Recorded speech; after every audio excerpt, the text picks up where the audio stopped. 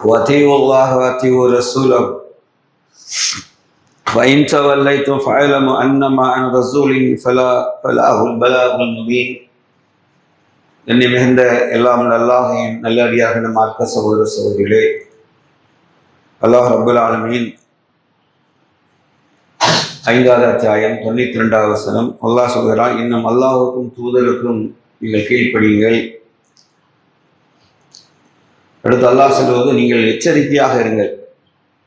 கேஷன் கொடுக்குற அந்த இடத்துல அல்லாஹ் எச்சரிக்கையாக இருக்குன்னு சொன்னால் ரொம்ப சீரியஸ்ன்னு அர்த்தம்.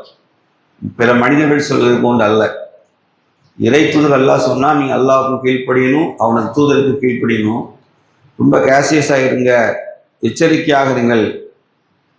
இதனை புறக்கணித்து விட்டு கட்டளைகளை நீங்கள் ஒருவேளை புறக்கணிச்சிட்டா நபிமாரின் வேலை கட்டளைகள் எடுத்துக்கொள்வது மட்டும்தான். இதை தவிர நம் தூதருக்கு வேற எந்த கடமையும் இல்லை என்று அல்லாஹ் சொல்லிட்டாங்க. எடுத்து சொல்லிட்டு போயிட்டே இருப்பாங்க. நீங்க தான் தெரிஞ்சுக்கிடணும். அதே சூரா ஹஜ்ல அல்லாஹ் சொல்ல,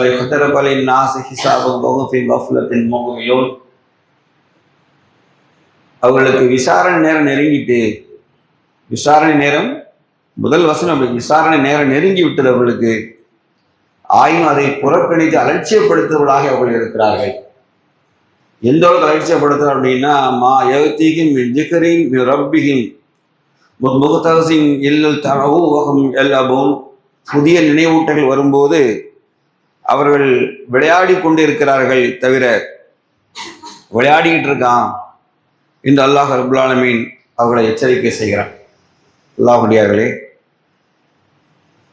இது ரொம்ப அல்லாஹ் ஏன் எல்லாம் விசாரணை நெருங்கிட்டு உங்களுக்கு நினைவூட்டல் வந்துகிட்டே இருக்குது. திருக்குரான் என்பது அன்னைக்கு மட்டும் இறங்கி நினைவூட்டல் பண்றதில்லை, யுகம்படி நாள் வரைக்கும் நமக்கு எச்சரிக்கை செய்யக்கூடியதாகவும் நினைவூட்டக்கூடியதாகவும் இருக்கு. ஆனால் நீங்கள் ரொம்ப அலட்சியமா இருக்கிறீங்க, ரொம்ப கேர்லெஸ்ஸாக இருக்கிறீங்க. அதை பற்றி பெருசாக நீங்கள் அலட்டி கொள்வதும் இல்லை. இன்னும் சொல்ல போனால் நீங்கள் விளையாடிட்டு இருக்கீங்க, நல்லா சொல்லுங்க, நீங்கள் விளையாடிக்கிட்டு இருக்கீங்க அப்படின்னு நல்லா எச்சரிக்கை செய்கிறான். அல்லாஹ்வுடையார்களே, நபிகள் நாயகம் ஸல்லல்லாஹு அலைஹி வஸல்லம் அவர்கள் நம்முடைய இறுதி காலத்தை பற்றி, அதாவது எந்த அளவுக்கு நம்முடைய செயல்பாடுகள் மாறும் என்றால், இயற்கையிலே பெரும் சீற்றத்தை அல்லாஹ் ஏற்படுத்துவான். எந்த அளவுக்கு அதோட தொடர்ச்சி ஹதீஸ் வருதுன்னா, கொடுங்காற்று வீச செய்வான். இயற்கை சீற்றம் வரும், கொடுங்காற்று வீச செய்வான். உருமாற்றம் ஏற்படும், மனுஷன் தோற்றத்தையே மாற்றிடுவான், உருமாற்றம் செஞ்சிருவான் அவன் நாடியவாறு. இதுக்கு முன்பு ஐலாவாசிகளுக்கு அல்லாஹ் ரப்பல் செஞ்சான். சபிக்கப்பட்ட குரங்குகளாகவும் பந்திகளாகவும் வருது, ஒரு இடத்துல குரங்குகள் வருது. சபிக்கப்பட்ட இன்னொரு படைப்பாக அல்லாஹ் ஆக்கிடுவான். ரெண்டாவது அந்த படைப்புகளுக்கு சந்ததிகளும் இருக்காது. அந்த அளவுக்கு கடுமையான எச்சரிக்கைகள் இருக்கு. அப்படி என்றால் அல்லாஹுடைய நினைவூட்டல் நமக்கு முழுமை பெற்றுட்டு, திருக்குரான் என்பது முழுமை பெற்று விட்டது. தினந்தோறும் திருக்குரானை படிக்கக்கூடிய மக்களுக்கு நிச்சயமாக அது சிறந்த நினைவூட்டலும் மிகச்சிறந்த எச்சரிக்கையும் ஆகும். நல்லோருக்கு நன்மாரையும் கூறுவதாகவும் தீயோருக்கு அது எச்சரிக்கை செய்யக்கூடியதாகவும் அமைந்திருக்கிறது அல்லாஹ் ரப்பல் ஆலமீன் சொல்கிறார். இந்த சில எச்சரிக்கைகளை இந்த ஜும்மாவில் நம்ம பார்க்க இருக்கிறோம். அதுல எந்தெந்த பண்புகள் நம்மிடத்தில் இருக்கிறதோ அதை அல்லாஹுடைய தூதர் முஹம்மது ரசூலுல்லாஹி ஸல்லல்லாஹு அலைஹி வஸல்லம் நேரடி உபதேசமாக நேரில் நின்று அவர்கள் சொல்வதை பூண்டு செவிகளில் உள்வாங்கி இதயங்களில் இறக்கி நம்ம செயல்பாட்டை ஆக்கிக் கொள்வது அல்லாஹ் புரியட்டும். ஜும்மாவின் நோக்கம் இமாம்கள் உரையாற்றுவது மட்டுமில்லை, பிற சமூகத்திற்கு அவர்களுக்கும் உபதேசங்கள் உண்டு. ஆயினும் அந்த சபைக்குள் நுழைந்தால் அவர்கள் விருப்பம் போல் செயல்படலாம். பிறரிடம் பேசுவதற்கோ செய்கை காட்டுவதற்கோ எந்த தடையும் இருக்காது. ஆனால் இந்த உம்மத்திற்கு அல்லாஹ் ரப்பல் ஆலமீன் இந்த ஜும்மா அரங்கு எப்படி இருக்க வேண்டும் என்று ஒரு வெல் டிசிப்ளின்டு ஒரு சொசைட்டி, சமுதாயத்தை அல்லாஹ் ரப்பல் ஆலமீன் தூதர் உருவாக்கி காண்பித்தார்கள். அந்த ஜும்மா அரங்குகள் அமைதி நிலவின. அல்லாஹுடைய கட்டளைகள் இறங்குவதற்கு ஏற்றவாறு அந்த இதயங்கள் காத்திருந்தன. துவக்க காலத்தில் அலட்சியமாக இருந்தார்கள். ஆகவே சட்டங்கள் ஒவ்வொன்றாக மாறின. ஜும்மா அரங்கிற்குள் வந்தால் நீங்கள் நல்ல நெருக்கமாக அமர்ந்து கொள்ளுங்கள். முன் அமர்ந்திருப்பவரை பின்னாடி வருவக்கூடியவர்கள் முதுகை பிளந்து கொண்டு நினைச்சு விட முன்னாடி வரக்கூடாது. அப்படி வந்து அவள் நரகவாதி எச்சரிக்கை செய்யக்கூடிய அளவு முன்னாடி அம்மந்து வர்றான். லேட்டா வந்துட்டு நான் தான் விஐபின்னு சொல்லிட்டு எல்லாரும் முதுகையும் தாண்டி பிடிச்சிட்டு வந்து இங்க வந்து செய்யக்கூடாது, அப்படிலாம் உட்காரக்கூடாது. நீங்கள் அவருடைய சண்டையிடுவதற்கு உங்களுக்கு அனுமதி இருக்கு. ஆனா நம்ம செய்ய மாட்டோம். அவர் ரபிகனை வந்துட்டாரு, வாங்க வாங்க வாங்க, அந்த அதே காஃபிர் ஸ்டைலு. இந்த பள்ளிவாசல்ல ஃபர்ஸ்ட் கமர் இஸ் ஃபர்ஸ்ட், முதல்ல வந்தவர் தான். புரியுதா? எதுக்கு இதெல்லாம் சொல்ல தெரியல. இந்த டிசிப்ளின் சர்ச்சில் இருக்குமா? யாராவது வீட்டுன்னா முன்னாடி உட்கார வச்சிருவான். அப்படி இஸ்லாத்துல இருக்கா? இல்லை. இந்த ஜும்மா அப்படி. அதே போல உங்கள் அருகில் இருப்பவர் ஏதோ ஒரு செய்கையை செய்கிறார் அப்படின்னா பக்கத்தில் இருப்பவர் அவரை கூப்பிட்டு நீங்க செய்யாத என்று நீங்கள் இசாரா செய்யக்கூடாது. நீங்கள் செய்யக்கூட இதை யார் கண்காணிக்கும் கேட்டா இமாமுடைய வேலை. இமாம் பேசிட்டு இருக்கணும், கண்ணை உருட்டணும். அவர் சொல்லுவார், நீ நீ தூங்கி ஓடு, மூஞ்சி கழுவிட்டு வா, ஓடு, நீ நெருங்கி உட்காருங்க, பின்னாடி வரவங்களுக்கு இடம் கொடுங்க, என்னெல்லாம் யார் சொல்லுவாரு? நான் பேச்சிலே சொல்லிட்டேன், நெருங்கி உட்காருன்னு நான் சொல்லிட்டேன். ஆனா உங்க காதல் என்ன செய்யல, விழுந்தது உங்கள் இதயத்தில் விழ. அதான் சொன்னேன், உங்கள் செவிகளில் விழும், உங்க இதயங்களிலும் உள்ள வச்சுக்கிடுங்க, உங்க செயல்பாடை மாற்றிக்கிடுங்க. நான் சொல்ல, இது சபை உங்கள் சபை அல்ல. நீங்கள் உங்கள் சபையில அல்லாஹ் ரப்புல் ஆலமீன் நமக்கு ஆயுளை தந்து இந்த ஜும்மா அரங்கிற்கு அல்லாஹ் தான் நம்மளை உட்கார வச்சிருக்கான். அதுக்கு நன்றி செலுத்து நினைச்சா முதல்ல இந்த சபையை அல்லாஹுடைய தூதர் நபி ஸல்லல்லாஹு அலைஹி எப்படி கற்று தந்தாங்க அது போல நெருக்கமா அமருங்க, நல்ல இடைவெளி விடாதீர்கள். இதெல்லாம் ரொம்ப முக்கியம். எது சொல்றேன்னு கேட்டா, இந்த மாதிரி யாரிடம் பேசக்கூடாது, செய்கை காட்டக்கூடாது என்று வெல் டிசிப்ளின்டா ஸ்ட்ரிக்ட் உங்களை முழு கவனத்தையும் இறை வேதத்தின் மீது, இறை வசனங்கள் மீதும், தூதருடைய உபதேசங்கள் மீதும் வருவதற்காக அல்லாஹ் ரப்புல் ஆலமீன் எப்படி நோன்பு மாதத்தில் இவாதத்துகளை தங்கு தொலைந்து செய்வதற்கு அல்லாஹ் சைத்தானை விளங்கிட்டு நரகில் போட்டுட்டு நமக்கு நோன்பை கடமையாக்கி தந்தாலும், அதே போல இந்த ஜும்மாவில் என்ன செய்யறான்னா அவங்களை எல்லாம் ஃபுல் டைட் ஆக்கிடுவான். எந்த விதமான ஆக்டிவிட்டிஸ் இருக்கக்கூடாது, கவனம் முழுமையாக இருக்கணும் என்று அல்லாஹ் சொல்லி தருகிறான் என்றால் பாக்கியமிக்க ஜும்மா தானே. ஆகவே அல்லாஹ் சொல்றான், அவங்களுக்கு நாம் நினைவூட்டலை தருகிறான், ஆனா புறக்கணிச்சு அலட்சியமாக வாழுகிறான் அப்படின்னு அல்லாஹ் விளையாடி கொண்டிருக்கிறான்னு சொல்லுகிறானே. அத்தகைய துர்பாக்கியமான இதயங்களை விட்டு அல்லாஹ் நம்மளை பாதுகாப்பானாக. நபி ஸல்லல்லாஹு அலைஹி வஸல்லம் சொன்னார்கள், ஒரு 14 காரியங்களை சொல்கிறார்கள். இந்த 14 காரியங்களை மனிதன் செய்ய ஆரம்பிப்பாது மிகைக்கும் என்றால் இந்த சமூகத்தில் அல்லாஹ் ரப்புல் ஆலமீன் கடுமையான தண்டனை, வேதனை இறக்கிடுவான். எப்படிப்பட்ட இயற்கை சீற்றங்கள், தாங்க முடியாத இயற்கை சீற்றங்கள் இருக்கு. அதுல ஒரு பட்டி மேல போய் எல்லாம் சொல்ல, கொடும் காத்தை வீச செய்வோம். ஆது கூட்டத்தை அப்படிதான் அழிச்சான். அதே போல உருமாற்றம் செய்வோம் அப்படிங்கிறான். உருமாற்றத்தை ஐலாவாசிகளை அல்லாஹ் ரப்புல் ஆலமீன் மாற்றி காண்பினான். அல்லாஹ் நடக்காத ஒன்றெல்லாம் சொல்லலை, புதுசாக நடக்க எல்லாமே இந்த பூமியில் நடந்தது. அது சிலவற்றை எல்லாம் பதிவு செஞ்சிருக்கான், சிலவற்றை என்ன செய்ய அல்லாஹ் நாடியதை மட்டும் பதிவு செய்திருக்கிறான். அந்த 14 முதல் அம்சமாக அல்லாஹ்வுடையார்களை நாம் பார்க்க வேண்டியது, பொது சொத்துக்களை அபகரிக்கும் அதிகாரிகள், பொது சொத்துக்களை அபகரிக்கிற அதிகாரிகள் தன் அடியாட்கள் மூலம் சுய விருப்பப்படி அல்லது கையாளுதல். தனக்கு அதிகாரம் இருந்தால் அதை வச்சு என்ன செய்யறது, பொது சொத்துக்களை, அது எல்லா பக்கம் பொருளும், அரசு சொத்தாக இருக்கலாம், பைத்துல் மாலுடைய பொது சொத்துக்களாக இருக்கலாம். இவைகளை கையாளும் போது தனது அதிகாரத்தை செய்யக்கூடாது, சுய விருப்பத்திற்கு என்ன செய்யக்கூடாது, சுய தேவைகளுக்காக அதை மிஸ்யூஸ் பண்ணக்கூடாது. அப்படி போட்ட கூட்டம் உருவாகும். அரசாங்கத்தை நீங்க கவர்மெண்ட் ஜீப்லாம் யாருக்கு கொடுத்துருக்கு, அதிகாரிக்கு. அதுல யாரு போவா, அவர் பொண்டாட்டி, அவர் பிள்ளை, அவர் மாமன் மச்செல்லாம் டூர் அடிச்சுட்டு இருப்பான். நீங்க பாத்தீங்கன்னா அவன் பிள்ளைகளையும் பொண்டாட்டியும் விடுறதுக்கு தான் ஜீப்பு போய்கிட்டு இருக்கும். ஆனா அதுக்கு கொடுக்கப்படுதான்னு கேட்டால் உண்மையிலே இல்லை. எதுக்குன்னா அவர் ஆன் டியூட்டியில இருக்கிறதுக்கு தான். மனைவி மக்களுக்கு ட்ரிப் அடிக்கிறதுக்கு என்ன செய்யலை, அது கொடுக்கப்படலை. அரசு அதிகாரிகள் தன்னுடைய சுய விருப்பப்படி அதை செய்யறாங்க, பயன்படுத்துகிறார்கள். இரண்டாவது, நம்பி ஒப்படைக்கப்பட்ட பொருளை அபகரிக்க ஆரம்பித்துள்ளார்கள்.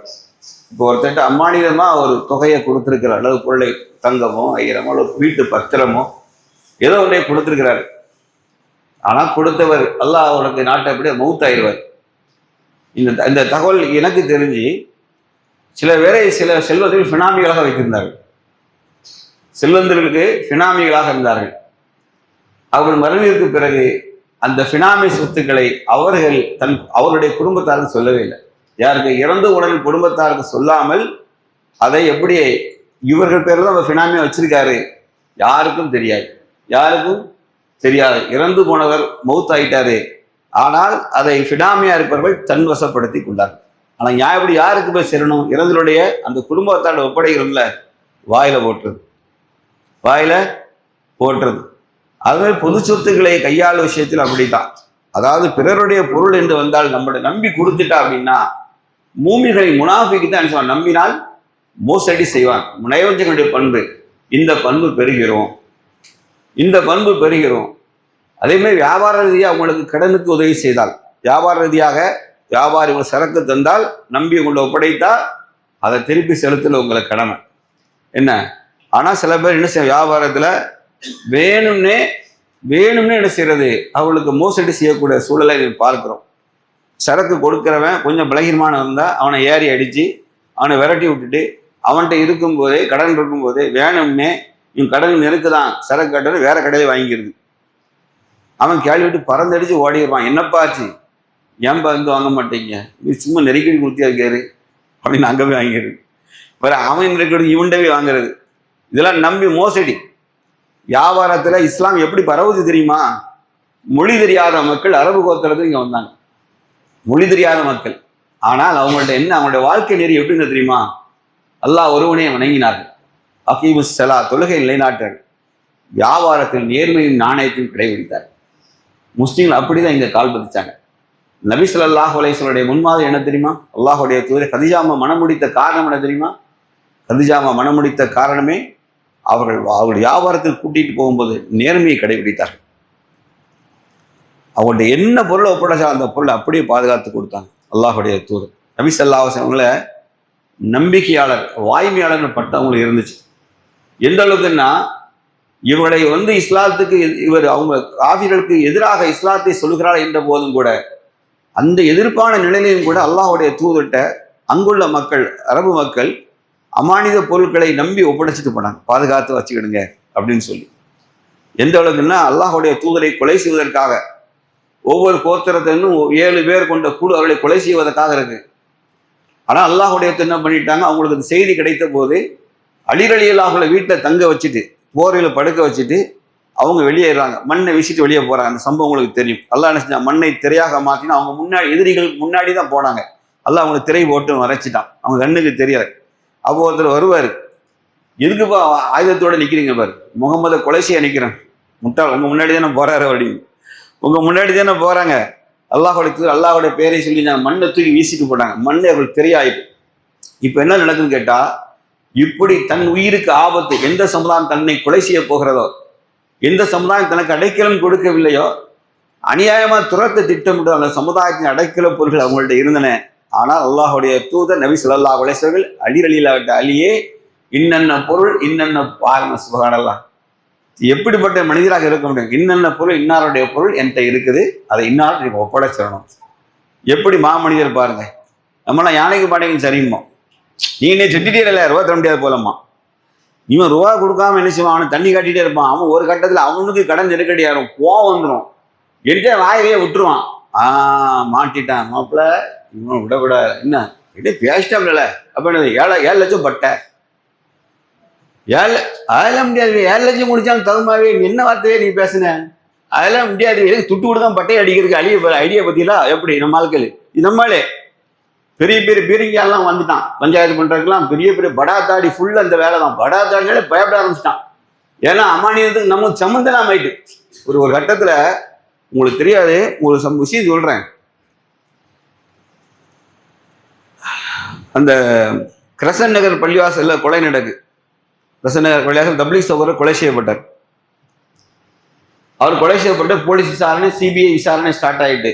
அப்போ நான் பாளையங்கோட்டை மிலிட்டரியன் பள்ளிவாசல் ஜமாத்துலாம் தொலை போவேன். அப்போ அங்கே முதல்ல அந்த தப்லீக் குழு தங்கிய இடம் அங்கதான் தங்கி என்ன செய்யறாங்க, நைட்டு கிரசன் நகருக்கு போய் அங்கே ரோம் நேரம் அங்கே தங்கி என்ன செய்யணும், அவங்க 2 நாள் தங்கிட்டு கிளம்பி போற மாதிரி அவங்க ஐடியா.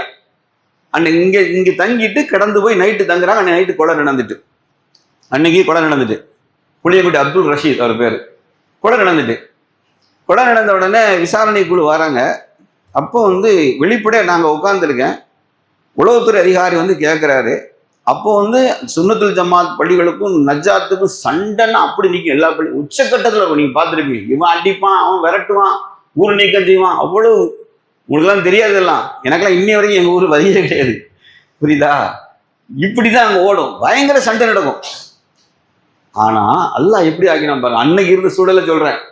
ஆரம்ப கட்ட ஏகத்துவாதிகள் எப்படி இருந்தாங்கிறதுக்கு உதாரணத்தை சொல்றேன். அப்போ சிபிஐ விசாரணை குழு வருது. அப்போ போலீஸ் கேட்குறான், இப்படியே காமிச்சான், இந்த விரலை செய்யாங்கல்ல நஜாத்துன்னு சொல்றாங்களா, அவங்க எதுவும் செஞ்சிருப்பாங்களோ அப்படி இப்படியே கேட்டான். ஏன்னா இவங்களுக்கு பிடிக்காதுன்னு தெரியும். அவனுக்கு இவங்களுக்கு பிடிக்காத சுன்னத் ஜமாத்துக்கு பிடிக்காதுன்னு தெரிஞ்சு இதை கேட்டார்கள். ஏன் முன்னா நான் பக்கத்துல உட்காந்துருக்கேன். அப்போ அந்த பள்ளியாசலுடைய தலைவராக ஒரு பேர் சாகுல் அமீன், அவர் மர்ஹூம் ஆயிட்டாரு. அவர் சொல்றாரு, சே இந்த பையங்க இந்த ஏதாச்சும் பேசுவான், ஆனால் ஒழுக்கமான பயில்கள், நேர்மையான பயில்கள் அப்படிங்க. வல்லால் அவருக்கு விரலாட்டின பிடிக்காது, விரல உடைக்கணும்னு சொல்கிற ஆளு சுபஹானல்லாஹ் என்ன சொன்னார் அப்படின்னா, சீ பேணுதலான பையங்க, அந்த பையன்கிட்ட இந்த மாதிரி சேச்சு அதெல்லாம் அவங்களுக்கு பிடிக்காதுன்னு சொன்னார். இன்னைக்கு எப்படி ஆயிட்டு தெரியுங்களா? நீங்க யார்ட்டா போய் கேட்டு பாருங்க, ஏலே ரொம்ப நிலமா வச்சிருக்காங்களா, நம்ப கூடாடா ஆக்கி விட்டாங்க. என்னைக்கு ரியல் எஸ்டேட்ல படா தாடியோட செம்மட்ட தாடியோட உள்ள குதிச்சானுங்களோ அன்னைக்கு காலி பண்ணி நொறுக்கி அள்ளிட்டான். மண்ணா ரூபாயை அள்ளி தாடிக்கு மயாலி இல்லாம ஆக்கி ஃப்ராடு பையனால இவ்வளவுதான். பிற சமுதாயத்தை மிரட்டுற அளவுக்கு நிற்காங்க. வந்து பாண்டியெல்லாம் தூர, வேற சமுதாயம் தூர, அப்படி ஆகிட்டாங்க. மோசமாயிட்டு நீங்க உங்களுக்கு நிறைய பேர் தெரியுமா தெரியும், எனக்கு ஆள் இன்னாருன்னு தெரியும். அவ்வளவு மோசமான செயல்களை நாங்க கண்ணால பார்ப்போம். அல்லாஹ்வுடையார்களே நினைச்சு பாருங்க, இது எப்படி அமானித பொருள்களை அல்லாஹ்வுடைய தூதர் தன் உயிர் பிரியும், தனக்கு கொலையே நடக்கும், என்ன கோர்ட்டு கொண்டாலும் விட்டுருவானுங்க, ஆயினும் இந்த பொருளை ஒப்படைச்சுன்னு அல்லாஹ் சொல்லிட்டு போனாங்களே. இந்த பண்பு இனி வருங்காலத்தில் இருக்காது என்றார். இந்த பண்பு நம்மளை அதிகாரிகள் தன் இஷ்டத்துக்கு என்ன செய்வான், தன் பொருளை அரசாங்க பொருளை பயன்படுத்துவான், பைத்துல் மால் பொருளை பயன்படுத்துவான். இரண்டாவது, அவர்களுக்கு கொடுக்கப்பட்ட நம்பி ஒப்படைக்கப்பட்ட பொருளை திருப்பி செலுத்த மாட்டார்கள். மூன்றாவது, ஜகாத் என்னும் அல்லாஹுடைய கட்டாய கொடையை அவர்கள் செலுத்தாமல் இருப்பார்கள். ஜகாத்தை முறைப்படி கணக்கிட்டு 1000மோ 5000மோ 10,000மோ 2.5% சுப்ஹானல்லாஹ், அல்லாஹ் ரப்பல் ஆலமீன் எவ்வளவு நமக்கு எளிமையாக ஆக்கியிருக்கான். ஜகாத் என்பதை எவ்வளவு எளிமையாக்கியிருக்கான்னு நினைக்கிறீங்க? அல்லாஹ் தந்த செல்வத்தின் மீது வரி அல்லவா. யார் யாருக்கு போய் சேரணும்? 9வது 60 படிங்க, 2வது 177 படிங்க. அல்லாஹ் ரப்பல் ஆலமீன் யாருக்குள்ள ஹக்கு ஒன்றுட்டு நான் தந்திருக்கேன். அதாவது என்கிட்ட ஒரு போஸ்ட் ஆஃபீஸ் லெட்டரை தந்து அனுப்பி, எப்போ இதை கொண்டு டெலிவரி பண்ணுறான் என் வேலை. அல்லாஹ் என்ன சொன்னான்னா, ஒன்று அதை செல்வமா தந்துட்டு, இந்தாப்பா நீ 97 நீ வச்சுக்க, ஒரு 2.5 மட்டும் அங்கே கொண்டு கொடுத்துருந்தாங்க. 2.5 பாக்கெட்ல வச்சு எடுக்க மாட்டாங்க, கை உள்ள போயிட்டு வரவே லாக் ஆகிடுது. என்னன்னா அது எப்படின்னா, எப்படி அது கெடுப்பான் தெரியுங்களா? அது எப்படித்தான் ஆண்டுக்கு ஒரு முறை கொடுக்கணுமா, ஒரேடியா முடிச்சு கதையை ஃபைலை க்ளோஸ் பண்ணிடணுமா, அப்புறம் எடுக்காம இருக்கு ஏதாவது வழி இருக்கா அப்படின்னு சேலபா மாதிரி சிந்திக்கிற சமுதாயம் உருவாயிட்டான். கொடுக்கிற மக்கள் உண்டு. அல்லாஹுக்கு செல்வத்தை ரெட்டிப்பா குர்ஆன்ல சொல்லிட்டான். செல்வந்தர்கள் அல்லாஹுக்கு நிச்சயமா இருக்காங்க, இல்ல சந்தேகம் கிடையாது. ஆனால் கொடுக்கதை தடுக்காம இருப்பதுக்கு அதுக்கு ஏதாவது ஹதீஸுக்கு எவனா அழிச்சா பேசான நோம்பு நேரத்தை டிவியை வச்சு மாத்தி சுழட்டி அடிப்பான். இப்போ நமக்குலாம் 10,000 தான் வருது, அதுக்கு ஜக்காத்து தேவையா? உனக்கு 10,000 பிடிங்கிட்டா என்ன பண்ணுவேன்? 10,000 எல்லாம் பிடிங்கி விட்டான்னா 0 பண்ணிட்டான்னா, அட முட்டாள். 2.5% என்ன தெரியுமா? ஜஸ்ட் நீ குடிக்கிற டீ காபி தெரிஞ்சுக்க மாதிரி. நீ குடிக்கிற நீ பெட்ரோல் விலை ஏற்றிட்டான், அங்க ஏறதே இல்லையா, பால் விலையெல்லாம் இவனே ஏற்றி 15 ஆக்கி விட்டான். புரியுதா? 2% அல்லாஹ் தந்த ஜக்காத்தை கொடுக்காத கூட்டம் உருவாகும். இது சமூகத்துல பெரிய இருக்கா இல்லையா? பெரிய இருக்கா இல்லையா? ஜக்காத்துல இன்னும் என்னன்னு தெரியாம வாழ்ற பெரும் சமூகத்தை இருக்கா இல்லையா? ஜக்காத்துக்கும் சதக்கத்துல் ஜாரியாக்கும் டிஃபரன்ஸே தெரியாம ஒரு சமுதாயம் போலியாக வாழுது. அரசாங்கம் 10,000 சம்பளம் கொடுத்தா அவன் பிஎஃப் எடுத்துருவான், குரூப் இன்சூரன்ஸ் எடுத்துருவான், லொட்டு டோஸ்க்கு எல்லாம் எடுத்துட்டு கையில் எடுத்துருவான். அப்போ கண்ணை புத்திட்டு வாங்கிடுவான். எல்லாம் உணவு வியாபாரத்தில் தந்திருப்பான். 10,000 தந்திருப்பான். 10,000 தானத்தா, 10,000 செலவு போக மீதம்னு சொல்லியிருக்க. என்ன சொல்லுவான் தெரியுமா? செலவு போக மீதத்தை எல்லாம் கொடுக்க சொல்லியிருக்கான். சரி எப்பா, நான் சாலை மீன் 1/4 கிலோ வாங்கி சாட்டி முடிச்சுட்டு போயிருவேன். ஒருத்தன் இவ்வளோ நீளம் ஜீலா மீன் தான் திம்பம்மா, எத்தனை? அது 2 கிலோ. அவங்க வீட்டில் 3 பேர் தான், ஒத்த பிள்ளை எல்லாம் பெற்று வச்சிருக்கான். புருஷம் முண்டாட்டி இவ்வளோ பொருள் 2 கிலோ சீலா மீன், ஒரு மீன் 1,600 வரும். இவன் செலவு போக மீன் கணக்கு சொல்லுது. சீலா மீன் 1,300. அரிசி 1 கிலோ 130 அரிசி தான் என் பல்லுக்குள்ள போக சிக்கி கொடுமா. இவன் இப்படியே தின்னுட்டு செலவு போக மீதம் எப்படி கணக்கு எடுப்பீங்க? புரியுதா? அரசாங்கத்தில் எப்படி சொல்லுதீங்களா? கவர்மெண்ட் என்ன செய்வானா, சம்பளம் கொடுக்கும், எல்லாம் புடுங்கி கையில கொடுத்துருவான். புடுங்கி கொடுத்துறானா? நல்லா யோசிச்சு பாருங்க. நீங்க ஜக்காத்தை செலுத்தோம்னா அல்லாஹ்ல செல்வ 2.5 தூக்கி வைங்க, உங்களுக்கு பரக்கத்து உண்டு. உங்களுக்குலாம் அர்த்தம் தெரியல. நிறைய பேர் என்கிட்ட சவால் விட்டுருக்காங்க, இவரை மாதிரி இவர் ஏதோ கொள்ளையடிக்காரு, சீட்டிங் போட்டு அழைச்சாரு, வெளியே தெரியுமா, எங்க வா வந்து என் வீட்டில் உட்காந்து பாரு. இது காரணம் தெரியுமா? நான் வல்லாய் சொல்றேன், அல்லாஹ் ரப்புல் ஆலமீன் உங்களுக்கு செல்வத்துக்கு பறக்கத் செஞ்சா நான் 5000 சம்பாதிக்கும் 2 எடுத்து வைப்பேன், 8000 எடுப்பேன், 2000 தான் 2 எடுத்து வச்சுட்டு தான் நான் எடுத்து வைப்பேன். உங்களுக்கு தெரியுமா? அது வல்ல எனக்கு பெருமை அடிக்க வரல. உங்க வாழ்க்கையில நல்லா நீங்க மகிழ்ச்சியாக நினைச்சீங்கன்னா செல்வத்துடைய தூக்கி வச்சிருங்க, உங்க செல்வம் பொங்கிட்டு வரும். இந்த 2.5% அல்லாஹ் நமக்கு தந்த பெரிய அருள்கொடைன்னு விளங்க. அது லகுவானது. எந்த சமூகத்துக்கு அப்படி இல்லை. இன்னைக்கு வரி எப்படி போடுதான் கவர்மெண்ட் போடுறான், ஜிஎஸ்டி 18%. யாருக்குடாண்டா ரோட்ல பிளாட்ஃபார்ம்ல படுத்து கிடக்க பிள்ளை, தங்க வீடு கிடையாது, அதுக்கு ஒரு பால் பாக்கெட் வேணும் 18% ஜிஎஸ்டி, கரெக்டா? ஆனா அல்லாஹ் என்ன செஞ்சான், எப்பா பணக்கார வசதி சம்பாதிக்கிறியா, நாம் மிம்மா ரசக்னாஹும் யுன்ஃபிகூன், நாம் கொடுத்தவற்றின் செலவு செய்வார்கள். நான் உனக்கு தந்துட்டேன், எடுத்து வச்சுட்டு போயிட்டு ஏழைக்குள்ள கக்க தூக்கி வச்சிருக்கு. சீருக்கு என்ன செய்யறது? சரி, இப்போ எமர்ஜென்சின்னு ஒன்று இருக்குல்ல, உயிருக்கு போராடுது, வீடு வாடகை கொடுக்க முடியல, அந்த நேரத்தில் அல்லாஹ் அவனை சட்டையை பிடிக்க மாட்டான். லாய்க்கரஃபிக் மார்க்கெட் எந்த நிர்பந்தமும் கிடையாது. ஆனா நீ ரிலாக்ஸா இருக்க, ஒன்னால் 2% 25 ரூபாங்க, 1000 ரூபாய்க்கு 10,000 ரூபாய் 250 ரூபா எடுத்து வைக்க முடியாது. 3 லிட்டர் 2 லிட்டர் பெட்ரோல் உங்க கணக்கு, அவ்வளவுதான். சரியா? நான் சொல்ல சரியா தப்பா? உங்க செல்வத்துல பெருக்கணும்னா இப்படி நினைச்சுக்கிடுங்க, செலவு போக பீதுன்னு சொல்லிட்டு நல்ல நெய்ச்சோறு நீ சீலாமீனுமா தின்னுட்டு காலி பண்ணிட்டு யாரா 10,000 பத்தவில்லையே அப்படி கைது பண்ணினா அல்லாஹ் சொல்லலாம், அவனை கையை இப்படி தூக்கிட்டேன்னு வச்சுக்க, ஏன் தெரியலன்னா அல்லாஹ் பிரிச்சு விட்டுருவான். போ நீ இப்படியே தூக்கிக்கிட்டே அலை அப்படின்னு. இப்படி தூக்கிட்டீங்க, கையை தூக்கி மேல தூக்கி வச்சுட்டீங்க அப்படின்னு அல்லாஹ் சொல்லுவான், கொடுப்பது நீயாக இருந்தால் வாங்குவது நானாக இருக்கேன். அல்லாஹ் அதை அப்படியே வாங்கி என்ன செய்வான்? சுபஹானல்லாஹ். அல்லாஹ் மலைகளில் போன்று அல்லாஹ் தர்மத்தை வளர்க்கிறான், குதிரை குட்டியை வளர்ப்பது போன்று வளர்க்கிறான் என்றால் ஜக்காத்தை தயவு செய்த சமுதாயம் என்ன செய்து கணக்கிட்டு கொடுத்து விடுங்கள். அல்லாஹ் நமக்கு பரக்கத் இல்லை, அந்தபடி சமுதாயம் உருவாகும் என்றார்கள். அடுத்தால மார்க்கத்தில் லட்சியம் எதுவோ அதற்காக அன்றி சமய கல்வியை கற்றுக்கொள்ளுதல் ரொம்ப முக்கியம். எதுக்குன்னா மார்க்கத்தில் லட்சியம் என்ன? மார்க்க தீனில் இஸ்லாம் என்பது மனித குலம் மேம்பட வாழ்வது, மனித குலம் மேம்பட. அது மட்டும் இல்ல, உலகில் எல்லா உயிரும் பிறப்புக்கும் எல்லா உயிரும் இதுக்குள்ள அடங்கிறோம். பிறப்புக்கும் எல்லா உயிருக்கும் எல்லா உயிரினங்களையும் செம்மையாக வாழ வைப்பது, அமைதியான பூமியை உருவாக்குது. அல்லாஹ் எந்த பூமியை படைக்கும் போது பூமி எப்படி சாந்தமாக இருந்ததோ அதே நிலையில் வாழ வைப்பு தான் இது தீனில் லட்சியம் என்றால், அந்த லட்சியம் இல்லாத ஒரு கல்வியை அவர்கள் கற்பார்கள். ஆனால் படிச்சுட்டு ஓதிட்டு அதன்படி செயல்பட அல்லாஹ் ஒரு தடவை லபீத் சயது இப்னு லபீத் என்ற நபீத்தோட நல்லா ரொம்ப சீரியஸ். யாராவது இந்த காஃபில் படிக்கிற சகோதரிகள் முபல்லிகா அப்படி இப்படி நிறைய படிச்சு நிறைய கோர்ஸ்லாம் எக்கச்சக்கம் உருவாகிட்டே இருக்குது. இப்போ கோர்ஸுக்கு பஞ்சமே இல்லை. முபல்லிகால் நிறைய முபல்லிகா என்ன கூத்து பண்றாங்கன்னா நான் உங்களுக்கு சொல்றேன், சும்மால சொல்லிடுறேன், அப்பதான் உங்களுக்கு தெரியும் இப்படிலாம் சேட்டை பண்ணுவாங்களா அப்படின்னு. எல்லாமே என்ன ஆயிட்டுன்னா கமர்ஷியல் மாதிரி, அதாவது வியாபாரம் இல்லை, வதவதன்னு சொல்லுவாங்கல்ல, அர்த்தம் இல்லாம. ஆலிம்களுடைய டியூட்டி என்ன?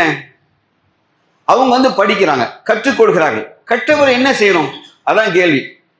தம்பி நீ எம்ஏ பிஎட் படிச்சுட்ட, எம்ஏ பிஎட் எம்ஃபில் முடிச்சுட்ட, நீ எந்த வேலைக்கு ட்ரை பண்ணுவ? யாரா சொல்லுங்க.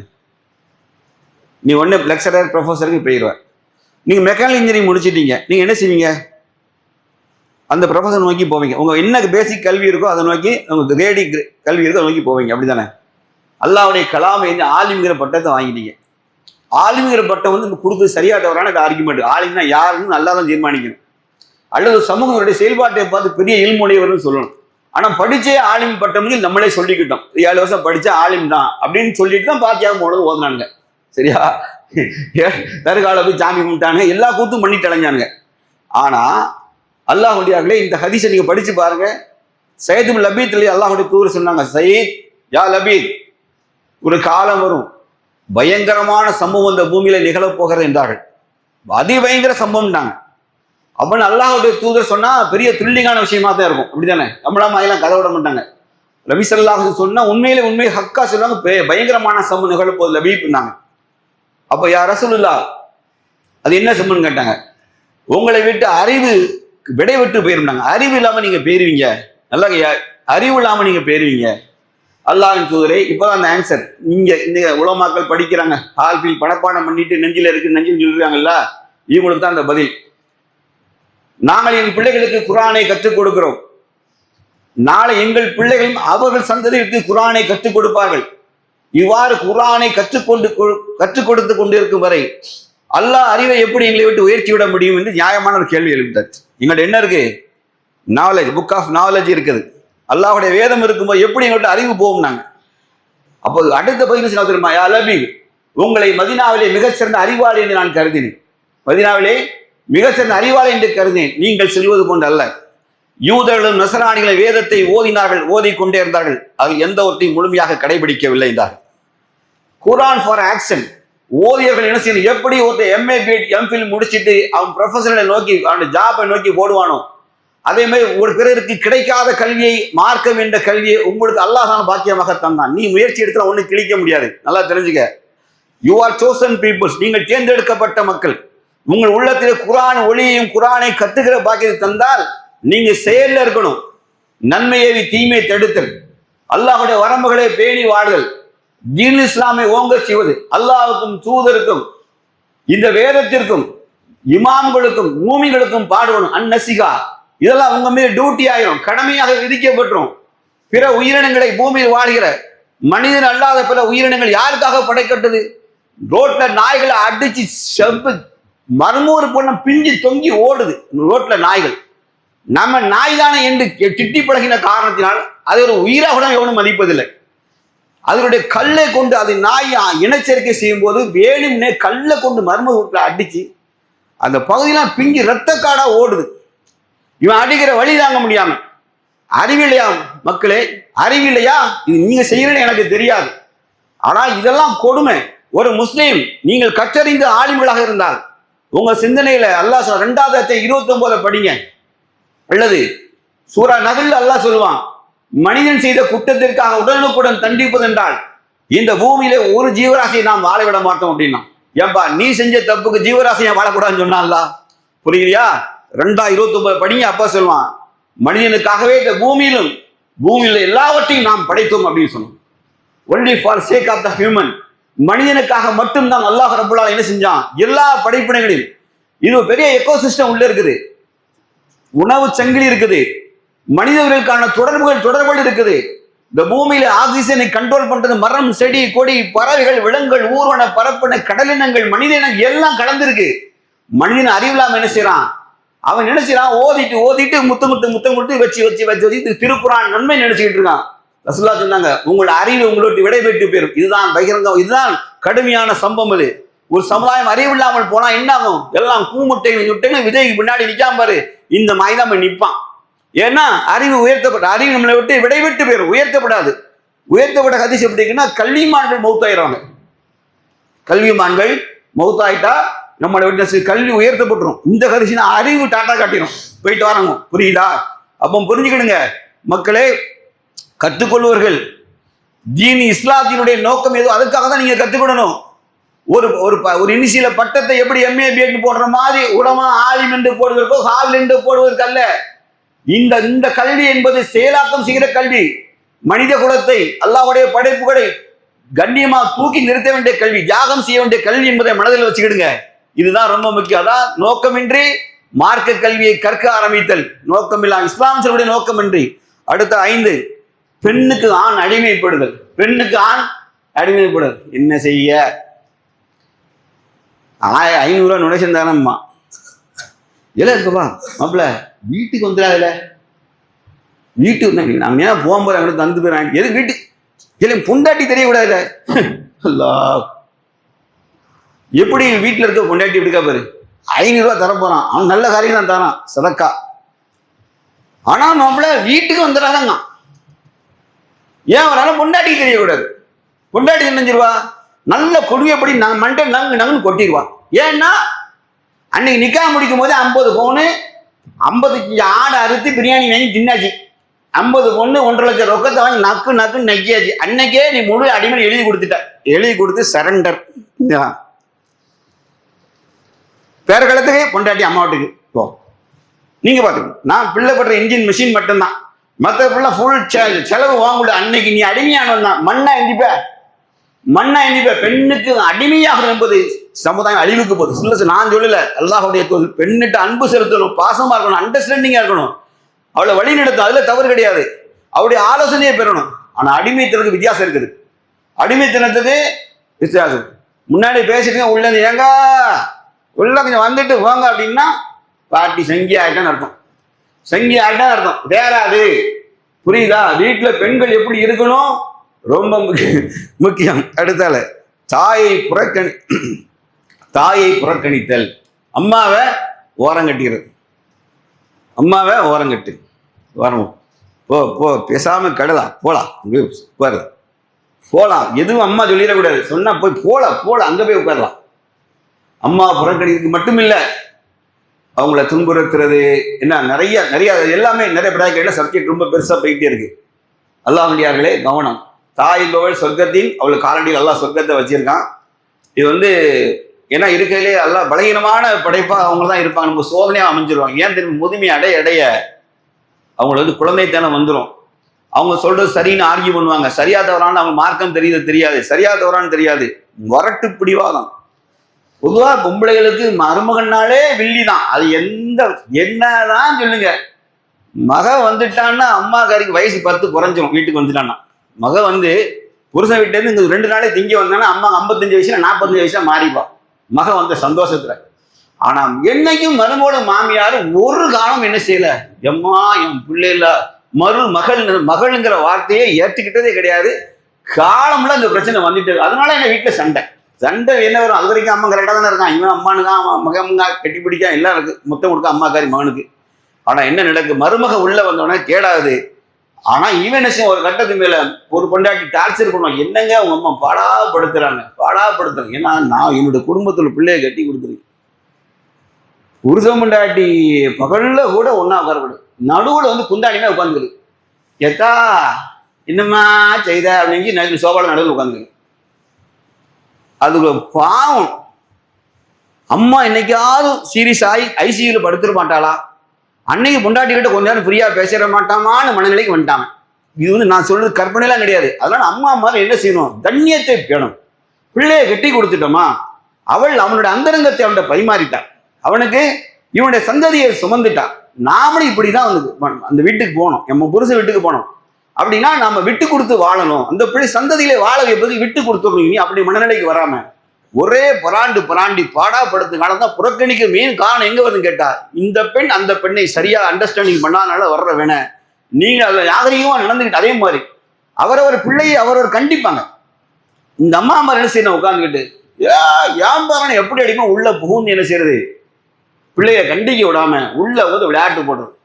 அவன் ஒரு கனவோட பிள்ளைய வளர்ப்பான். டிசிப்ளினா வளர்க்கணும் பிள்ளைகளுக்கு. இப்ப எல்லாம் பிள்ளைகள் எப்படி வருது? தம்பி நீங்க அத்தா எப்படி கூடுங்க? அத்தா வாங்கன்னு கூடியல வாங்க கூடியல வாங்கன்னு இப்படி நான் ஒரு லிஸ்ட் போடுறேன் கேளுங்க. 80 பேர் தோத்துருவான். இந்த வாங்கெல்லாம் போயிட்டு சமூகத்துல வாங்க இருக்குன்னு நினைக்கீங்களா? எம்மா வாங்க, அத்தாவங்க இருக்கா? எட்டா வா, எட்டா அம்மா வா. சென்னை சேரிவாசி ஆயிட்டு எல்லாருமே. நீங்க சென்னை சேரிவாசிகள் ஆயிட்டீங்களே, என்னடா செல்லம் கொடுங்க இப்படி செப்பையில வாயில போட்டு. உலகத்துக்கு தாய் தந்தையிட்ட எப்படி பேசணும்னு எப்படி தெரியுமா? தந்தையிட்ட எப்படி பேசணும் 2வது ஹதீஸ்ல சொல்லிட்டு அப்ப சொல்லி நல்லா இருக்கும். நண்பனை நெருக்கமாக்கி கொண்டு தந்தையை அகற்றி விடுதல். நண்பனை க்ளோஸ் ஆக்கிட்டு தந்தையை தூர எடுத்துறது. என்னடா படிக்க போற? என் ஃப்ரெண்டு நானும் அந்த காலேஜில் படிக்க போறோம். இல்லை என்ன படிக்க போன்றதாண்டா நான் கேட்டேன். அத்தா கேட்காரு, இல்லை என்னடா படிக்கணும்? என் ஃப்ரெண்டு அங்க படிக்கான். எங்க படிக்கான்? தொங்க படிக்கான். நான் அங்க போய் தொங்குவேன். இல்லை நீங்க வருங்க பார்ப்போம். நிறைய பேர் காலேஜ் சூஸ் பண்ண எதை வச்சுக்க தெரியுமா? சொந்த அறிவு இல்லாம ஃப்ரெண்டு கூட சேர்ந்துக்கிட்டு அப்பவும் ஜோடி சொல்றது. தகப்பன ஓரங்கிட்ட தகப்பன ஒரு கனவு வச்சிருப்பான். நம்ம பிள்ளை இப்படி படிக்க வச்சு இந்த ஃபீல்ட்ல விட. ஏன்னா சின்ன வயசுல அவன் ஒரு இதை பார்த்துருப்பான். அவன் ஒரு ஐடியா சொல்றான். ஆனா என்ன சொன்னா தகப்பன் ஓர ஃப்ரெண்ட்ஸ் ரோட்ல இருந்து பேசு. மாப்பிள்ள உங்க ஐயா என்ன சொன்னாரு? யாரு? தகப்பனார். இவ்வளோ உங்க ஐயா என் அப்பன் ஒரே பிளேடு மாப்பிள்ள சா வட்டிங்க. மாப்பிள்ள வீட்டுக்கு போனா ஐயா சா வட்டிங்க.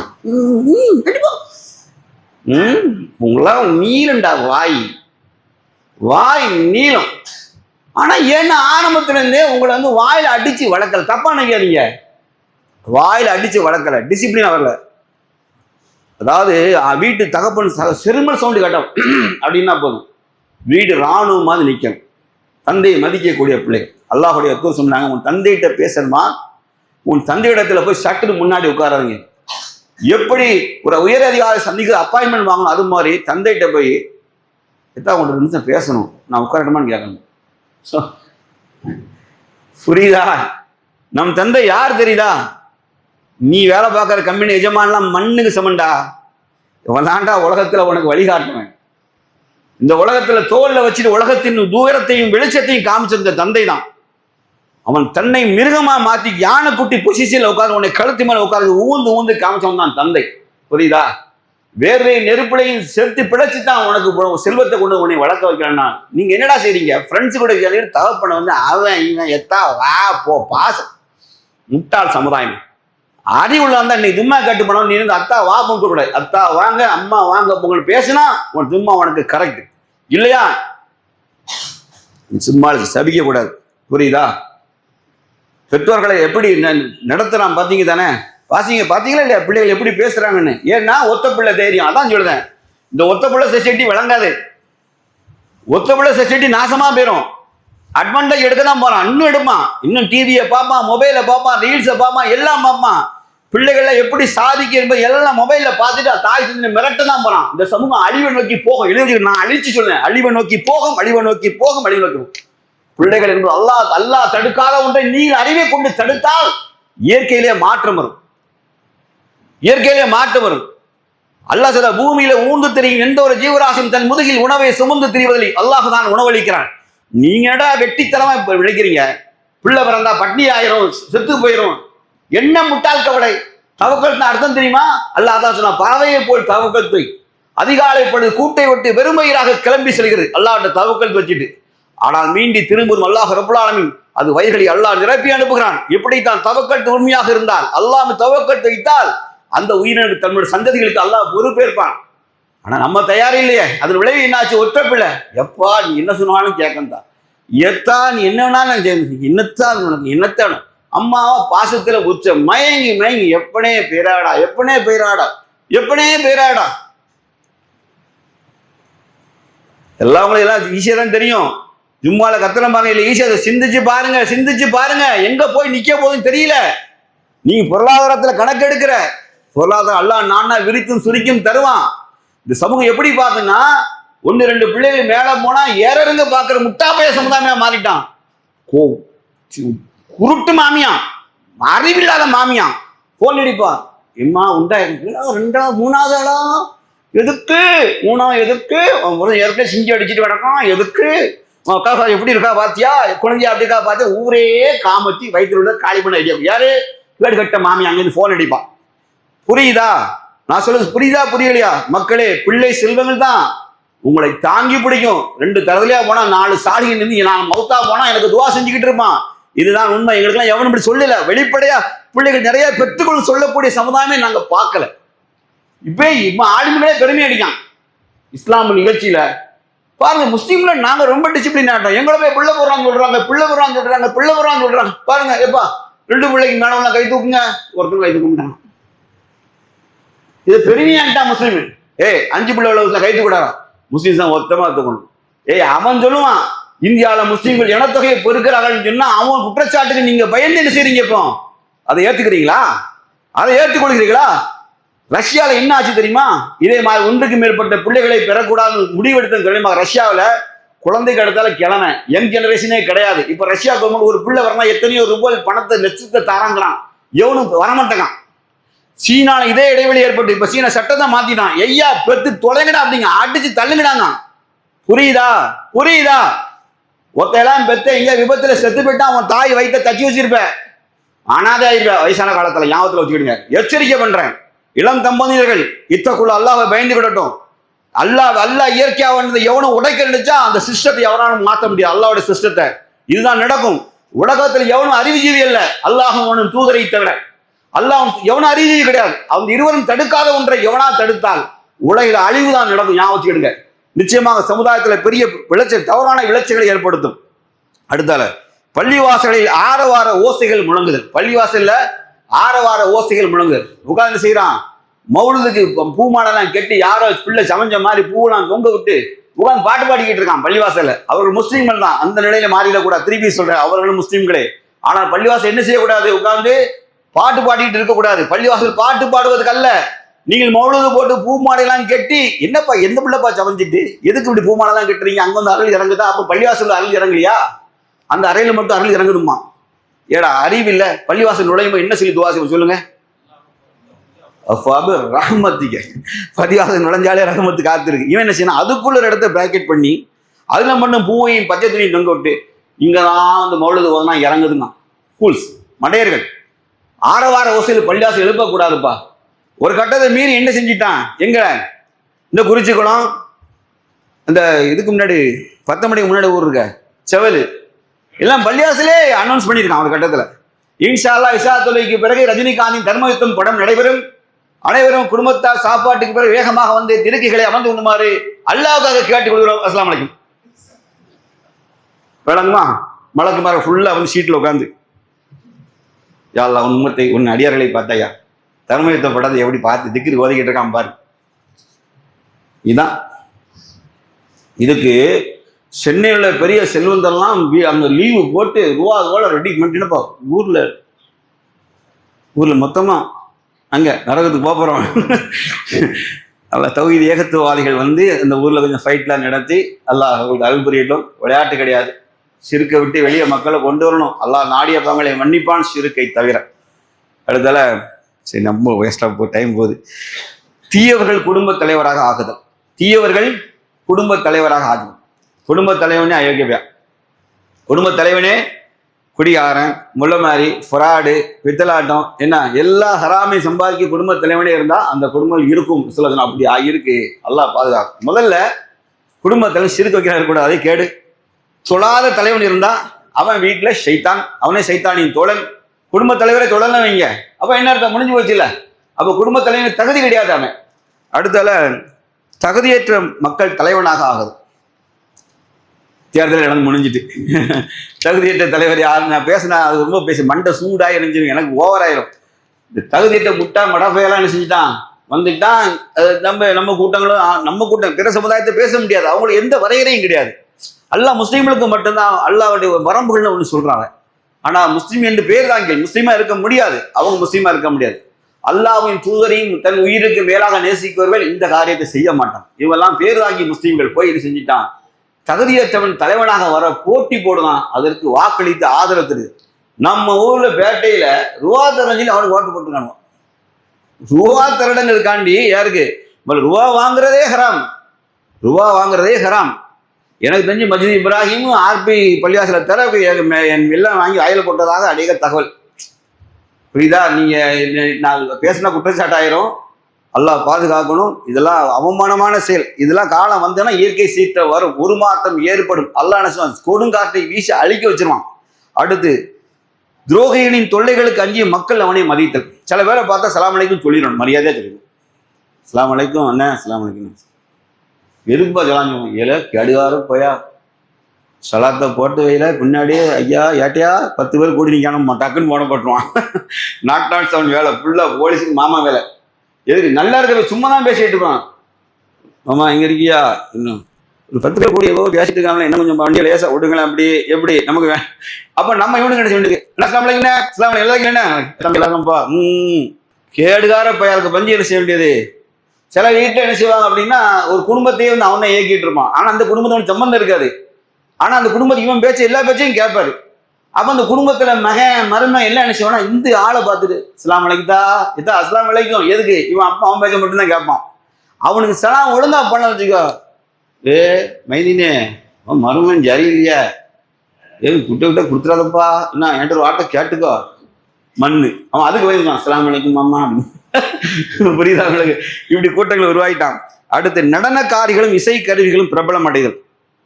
நடனக்காரிகள் எப்படி சொல்றாங்க? நடனக்காரிகள் இப்பெல்லாம் ஷோ ஃபுல்லா வீட்டுல பொம்பளை இதை பார்க்கா. பெஸ்ட் டான்சர் யாரு அப்படிதான் நிறைய டிவில ஷோஸ் இருக்கு, டிவி ஷோஸ்ல இருக்கு, நடன டான்ஸுகள் இருக்கு. அதில் நம்ம பொம்பளை உட்காந்து மார்க் போடுவா பாரு, இவதான் ஜெயிப்பா, இவதான் அடுத்துல இவதான் ஜெயிப்பா, இவன் போலாம் மவா போலாம்மா அவதான் அவன் எப்படி ஆட்டத்தா பாரலாம். வேலை தான் போய் விரிச்சா கையை கால விரிக்காது. அப்ப என்ன செய்யுது? நடனக்காரிகள் பெறுவார்கள். அடுத்து இசை கருவிகள் பெருகும். நல்லா அந்த காலத்துல என்னஞ்சான் ஒரு பிபி கையில வச்சிருப்பான், ரெண்டு டோலாக் வச்சிருப்பான், என்ன ரெண்டு சிங்கடிக்கு வச்சிருப்பான்.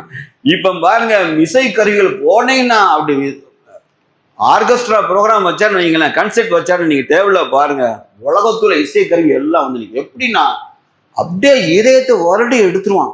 மியூசிக் டச் பண்ணவனுங்க அப்படியே இந்த கூட்டத்தை கிரௌட காமிப்பான் பாரு, ஜூம் பண்ணுவான். அந்த மியூசிக் டச் பண்ணவனே பொம்பளையில ஆகணும்.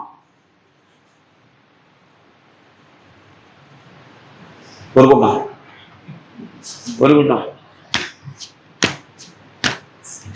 அவ்வளவு வேறையும் என்ன செய்வான்னா அந்த இது அடிக்கிற சவுண்ட் டைக்கு இது அடிக்காம பாரு, ஒரு மிஷின் வச்சிருப்பேன் அடிச்சு இப்படி அதே மாதிரி ஆக்கிடுவான். இது நடக்காதையான்னு பாருங்க. ஏன்னா இசை கருவிகள் வந்து என்ன செய்யணும், அல்லாஹ்வை மறக்க வச்சோம். இசை கருவிகளா அல்லாஹ் இதயத்தை கல்லாக மாத்திடும். அடுத்தால மது அருந்து பழக்கம் சர்வ சாதாரணமாக ஆகிவிடும். கரெக்டா? கடைசி இன்ஷா அல்லாஹ் இன்னல் ஹம்துலில்லாஹ் நஹ்மதுஹு ஸல்லி அலா ரசூலில் கரீம் மபாத். மது அருந்தல் பழக்கம் மிக சர்வ சாதாரணமாக ஆகிவிடும். அது ஆயிட்டு உங்க கண்ணு முன்னாடியே நடக்க எல்லாமே. என்ன கண்ணு முன்னாடியே நம்ம இளைஞர் சமுதாயம் எப்படி போயிட்டு இருக்காங்க, என்ன சினிமாக்களை பார்த்து பார்த்து பார்த்து ரொம்ப பண்ணானுங்க. முதலா மது குடிப்பதை வந்து அவமானமாக கருதிய சமுதாயம், தமிழ் சமுதாயமே அப்படி இருந்திருக்கு. கல்லுக்கடை அப்படின்னா ஊருக்கு ஓரத்தில் அவுட்டில் எங்கேயா கல்லுக்கடை போட்டிருக்கோம். ஏன்னா குடியார 4 பேர் கல்லை மட்டும் குடிச்சிட்டு அங்கேயே படுத்து வச்சுட்டு நல்லா தெளிஞ்சவனை வச்சு ஊருக்குள்ள வருவானுவோம். அந்த வாசம் கூட தெரியாம இருக்க வருவானுங்க. இப்போ தெருக்கு தெரு முனைக்கு முனை என்ன செய்யுது, எங்கெல்லாம் மக்கள் கூடுதோ அங்கெல்லாம் கொண்டு சாராய கடை வைன்னு கவர்மெண்ட் முடிவு எடுத்து மக்களை முடிவு எடுத்தா. என்னதான் சொன்னாலும் அல்லாஹ் பயப்படக்கூட முஸ்லீம் மது மக்கள் நெருங்க மாட்டான், நல்ல முஸ்லீம். ஆனா முஸ்லீம் சமுதாயம் எப்படி இருக்கு, நாங்க ஃபேட்டையில் நிர்வாகம் வச்சிருந்தோம். இவனை குடிக்கான்னு சொல்லி நான் நிர்வாகத்தோடு தூக்கிட்டேன். மறுநாள் போர்டு, பெரிய ஃப்ளெக்ஸ் போர்டு வச்சு, யார் எப்படியோ நாங்கள் இப்படி தான், எப்படி ட்ரிபிள் கேட்டு வெளியே போயிட்டாங்க. எங்கள் அமைப்பு வெளியே போயிட்டு மெனக்கிட்டு போர்டு வச்சு இல்லை குடிச்சதுக்கு ஆக்ஷன் எடுத்ததுக்கு என்ன சொன்னா, சரின்னா தெரியாமட்டோம், திருநம் சொல்லலை, யார் எப்படியோ நாங்கள் இப்படி தான். எப்படி எப்படி பார்த்தீங்களா? எப்படிக்காங்க முஸ்லீம் பிள்ளைகள் இதை வந்து எந்த பெற்றோரும் கண்டுக்கிறது இல்லை, இந்த ஜமாத்துகள் இதுக்கு ஆக்ஷன் எடுக்கிறது இல்லை. அல்லாஹ் அந்த சமூக கட்டமைப்பு நாசமா போயிட்டு அடுத்தால சமுதாயத்தின் இளைய தலைமுறையினர் முன்னோர்களை பெரியவர்களை சபித்தல். சமுதாயத்தின் இளைய தலைமுறைகள் வந்து பெரியவங்களை மதிக்க, அது தோக்க என்னன்னா நான் சொன்னேன், வீட்டில் நீங்க அத்தா வாங்க போங்க, மாமா வாங்க போங்க, ஒத்த பிள்ளையா நீ எந்த பிள்ளையான இருந்துக்க, இங்க இருந்து ஆரம்பமாக இதுதான் ஃபர்ஸ்ட் ஒன்று. நீங்க லேர்னிங் உடைய இப்போ ஸ்கூலே அதுதான், தாயும் படியும் தந்தையும் தான். அவங்கள்ட்ட வாங்க போங்க என்று கண்ணியமாக நீங்க பேசி பழகணும். நீங்க என்ன நினைக்கிறீங்கன்னா, இந்த வா போன்னு செல்லமா தானே பேச நினைக்கிறேன். சரி தம்பி, செல்லத்துக்கெல்லாம் இடம் கிடையாது. அபிசல்லா அப்படி சொல்லலை. தந்தைகிட்ட எப்படி நிக்கணும்னு சொன்னோம்ல, தந்தைகிட்ட எப்படி நிக்கணும்னா நிற்கும் போதே வந்து அனுமதி கேட்டு அவங்கள்ட்ட அப்படி உட்காரணும். இந்த வா போன்னு சொல்றதுக்கெல்லாம் இஸ்லாத்துல அனுமதி இல்லை. டிசிப்ளினா சொல்லிக் கொடுங்க, அழகான வாங்க போங்கன்னு பிள்ளைகளை கற்றுக் கொடுங்க. முன்னோர்களை எந்த காலத்தையும் என்ன செய்யாதீங்க, நீங்க சபிக்க, அவங்க காரியங்கள் அல்லாட்டு, அவங்க காரியம் அல்லாட்ட இருக்கு, அவளை சபிக்க வேண்டிய அவசியம் நமக்கு கிடையாது. நம்ம காரியத்தால நம்மள்ட்ட கேள்வி கேட்க போறான். அல்லாஹ் ரப்புல் ஆலமீன் இத்தகைய 14 குற்றச்சாட்டை சொல்லியிருக்காங்க. இந்த குற்றச்சாட்டுகளை சமுதாயம் திருந்தலைன்னு சொன்னான், இயற்கை சீற்றங்கள் உருவாகிடும், பெரும் புயலும் கொடுங்காற்றும் உருமாற்றம் ஏற்பட்டு அல்லாஹ் அந்த பூமியை அழிச்சிருவான், கண்டனைக்கு இறக்கிடுவான் அல்லாஹ் ரப்புல் ஆலமீன் சமூகத்தை. அதான் அல்லாஹ் சொன்னா அவர்களுக்கு அல்லாஹ்விடத்திலிருந்து உபதேசம் வருது, எச்சரிக்கை வருது, ஆயினும் அவர்கள் புறக்கணித்தவராக இருக்கிறார். ஏன்னா சொன்ன கியாமனால் நெருங்கி விட்டது, கியாமனால் நெருங்கிட்டு எங்கள் தூதர்கள் உங்களுக்கு இதைத்தான் சொல்ல வந்தாங்க என்று அல்லாஹ் சொல்லி காமிக்கிறான். அல்லாஹ் ரப்புல் ஆலமீன் உண்மை கண்ணியமான சமுதாயமாக இந்த குற்றச்சாட்டு ஏன்ட்டே இருக்கலாம், இதுல 14 ஏதாவது ஒன்று எண்ணிட்டே இருக்கலாம். அல்லாஹ் ரப்புல் ஆலமீன் நம்மை மாற்றி திருத்தி கொண்டு, எந்த ஒரு சமுதாயம் தன்னைத்தானே மாற்றி கொள்ளாதவரை அல்லாஹ் சமூகத்தை சீர்திருத்த மாட்டான். அவர்கள் அல்லாஹ்வோட தண்டனையை விதியாக்கினால் அதை தடுப்பவர் எவரும் கிடையாது. சூரா ரஹத் 11ஆம் வசனம் இப்படிதான் சொல்லுது. அல்லாஹ் ரப்புல் ஆலமீன் நம்மை மாற்றிக் கொள்வதற்கும் நம்மை முன்னோர்களை அப்ப நீங்க சொல்லிங்களா, நம்ம குடும்பத்துல முன்னோர்கள் யாரானா இருக்கலாம், எங்க கிழமை அந்த கிழட்டு போய் அன்னைக்கு ஒழுங்கா இருந்தோம்னா நாங்களா நீங்க நல்லா இருந்திருப்போம். இப்ப நீ உனக்கு பொருளாதாரம் உனக்கு ஏழ்மையில இருக்கலாம், அன்னைக்கு என் கிழமை மாதிரி அண்ணா மாதிரி சம்பாதிக்கல, அதனாலதான் நாங்களாம் இன்னைக்கு இப்படி நீங்க சொல்லக்கூடாது. முன்னோர்களை சபிக்க வேண்டிய அவசியம் இல்லை. அதுமாதிரி மார்க்க ரீதியாகும், மார்க்க ரீதியாக உங்களுக்கு சரியா வழிகாட்டாம போய் அவங்களுக்கு தெரிஞ்ச மார்க்கத்தை பின்பற்றி இருப்பாங்க, அவங்க கரெக்டாக தான் நாங்கள் இருந்திருப்போம் நீங்க சொல்ல வேண்டிய அவசியம் இல்லை. முன்னோர்களை எந்த வகையிலும் சபிப்பதற்கு நமக்கு உரிமை கிடையாது. அவர்கள் காரியம் அவர்களுக்கு, நமக்கு அறிவு வந்தவுடனே நம்ம நடந்துக்கிடணும் ஒழிய, நமக்கு உழைக்கும் ஆற்றலை அல்லாஹ் ரப்புல் ஆலமீன் வந்து நாம தான் சம்பாதிச்சுக்கிடணும், நாம தான் அறிவையும் தேடிக்கிடணும், நாம தான் நற்படங்களுக்கு அடிமையாக முடிய முன்னோர்களை சபிப்பதா எந்த நன்மையும் கிடையாது. முன்னோர்களை திட்டு கூடாதுன்னு இஸ்லாம் சொல்லப்படுது, அதை ஏன்னு மறுத்து கேட்கிற அதிகாரம் நமக்கு இல்லை. வாஹித் தவானா அல்ஹம்துலில்லாஹி ரப்பில் ஆலமீன். அஸ்ஸலாமு அலைக்கும் ரஹ்மத்துல்லாஹி வபரகாத்துஹு.